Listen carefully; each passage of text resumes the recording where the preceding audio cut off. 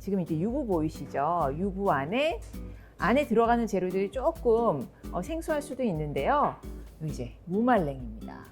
예, 보통 뭐 고기를 채우거나 당면을 채우거나 그럴 텐데 무말랭이를 불려가지고 여기에 이제 돼지고기 안심, 기름기도 없고 또 풍미가 좋고 또 고단백 저칼로리죠. 자, 안심을 살짝만 섞었어요. 오늘 뭐 한 5, 60g 정도가 되고요. 자, 이렇게 해서 이제 채워놨고요. 그 다음에 당근, 미나리로 살짝 데쳐서 끈을 묶을 거고요. 쪽파까지 넣어서 볶은 후에 유부로 주머니를 만들어서 묶어가지고 모양을 낼 겁니다. 우선 첫 번째 먼저 만들어 볼 텐데요.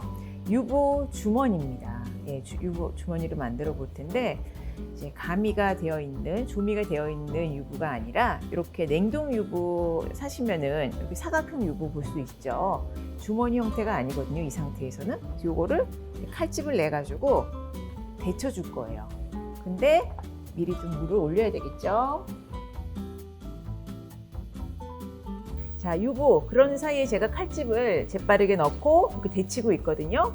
이 데치는 이유는 뭐 익히기 위해서가 아니라 유부 표면에 그 기름이 있잖아요. 유부라는 게 이제 기름 유자를 쓰잖아요. 두부를 튀긴 게 유부인데 이제 그렇게 되면은 졸였을 때 양념이 잘 스며들질 않아요. 그리고 이렇게 한번 데쳐냄으로써 기름기가 빠지기 때문에 조금 더 건강하게 드실 수 있고, 지금 굉장히 뜨거우니까 바로 속을 채우는 거는 좀 어려울 것 같고 이렇게 완성이 됐어요. 주머니 형태로. 자, 이렇게 됐고 요거를 저희는 이제 미나리를 끈처럼 활용을 해서 묶어줄 거라서 요거 끓는 물에 같이 데쳐줄게요. 익히실 필요는 없고 살짝 말랑해질 때까지만 데쳐내시면 됩니다. 유부 주머니 안에 들어가는 파입니다. 그래서 쪽파 이렇게 적당한 한 2cm 길이로 썰어서 준비를 해주시고요. 그다음에 무말랭이는 요거 바로 쓰는 건 아니고요. 불려주세요. 이렇게 불리게 되면은 한 5배 분량으로 5배? 5배가 뭐야? 더 늘어나요. 그렇죠. 5배 정도 되는 것 같아요, 양이.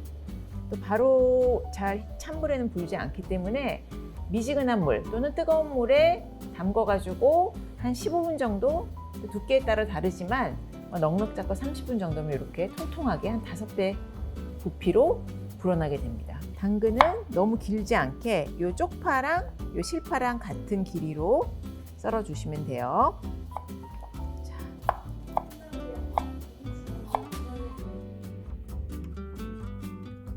자, 무말랭이 조금 기니까 이것도 좀 썰어 볼게요. 비슷한 길이로 한 2, 3cm 길이로 썰어 준다. 자, 재료도 다 준비가 됐거든요. 그러면 한번 이제 볶아 보도록 할게요. 무말랭이 넣어주세요. 그리고 조금 달궈지면 넣어보도록 할게요. 무말랭이 넣었고요. 팬이 달궈지면 고기.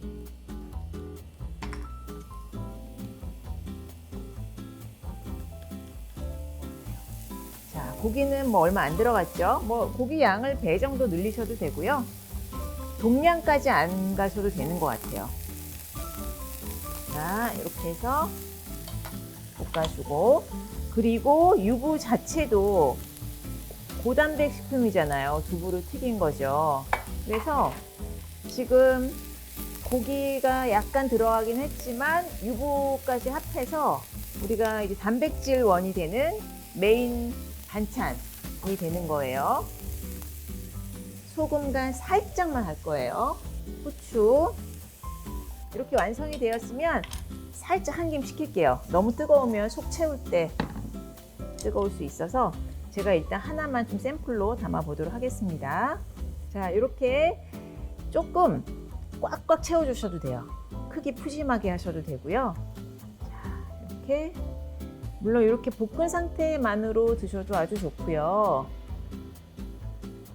간을 사실 소금, 후추 약간만 했잖아요. 올리브 오일 두르고 약간만 간을 해도 워낙 그 무말랭이에 한번 말렸다가 불리면은 훨씬 이제 풍미가 좋아지잖아요. 뭐 표고버섯도 그렇고 모든 말린 채소들이 그런데 요것만으로도 뭔가 좀 이렇게 양념을 넣지 않았나 싶을 정도의 깊은 맛이 납니다. 식감도 좋고요. 자, 이렇게 해서 제가 일단 하나 정도만 말아 볼게요. 주머니 형태로, 복주머니 형태로 하셔도 되고요. 이렇게 해서 요거 오늘 이제 박꼬지를 제가 가지고 왔거든요. 그거를 이제 살짝 이렇게 불려가지고 데쳤습니다. 우리가 왜 그런 김초밥 안에 들어있는 거 있잖아요. 굉장히 질겨요. 그래서 요거를 이렇게 말아주는 거죠. 이렇게 많은 게 없으면은 꼬치로 살짝 채우거나 아니면 이렇게 오므린 부분이 밑에 오도록 해서 졸여주셔도 되고요. 박꼬지도 양념이 스며들면 굉장히 맛이 좋아요. 쫄깃쫄깃하고요. 요거로 이렇게 묶어주셔도 돼요. 박꼬지를 이용해서.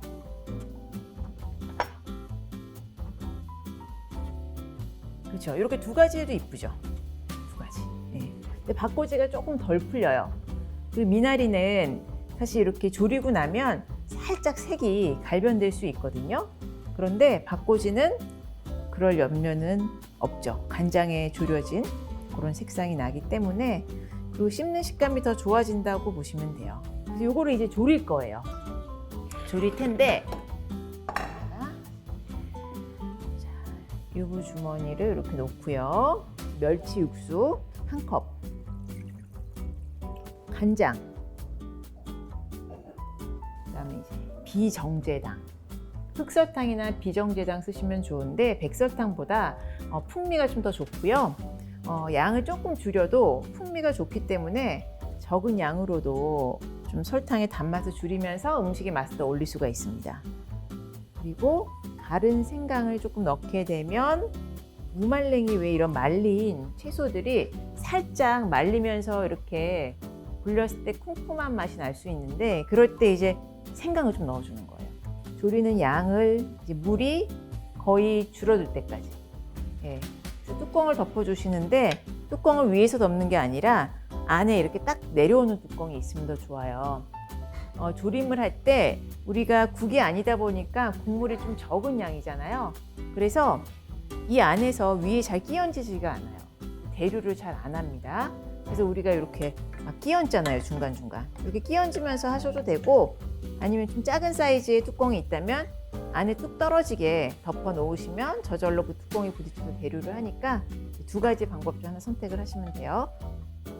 지금 팔팔 끓거든요. 그러면 이제 그쵸, 밥이랑 요 유부 주머니 하나만 있어도 오늘 맛있을 것 같은데, 지금 불을 줄였습니다.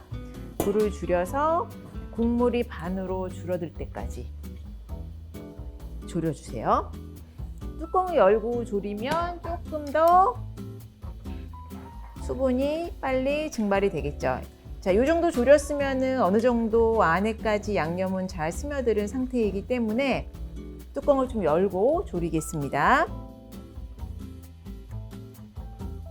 이렇게 다 쫄아들었으면 타지 않게 한 1, 2분만 조금 더 졸일게요. 국물을 싹 스며들게.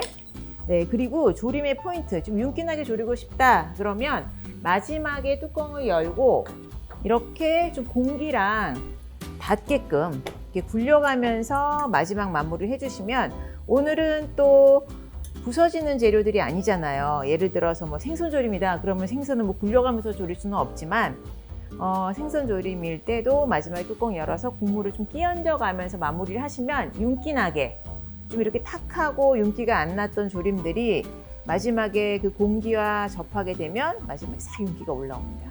그 팁을 하나 기억해 두시면 좋을 것 같아요. 자, 완성입니다.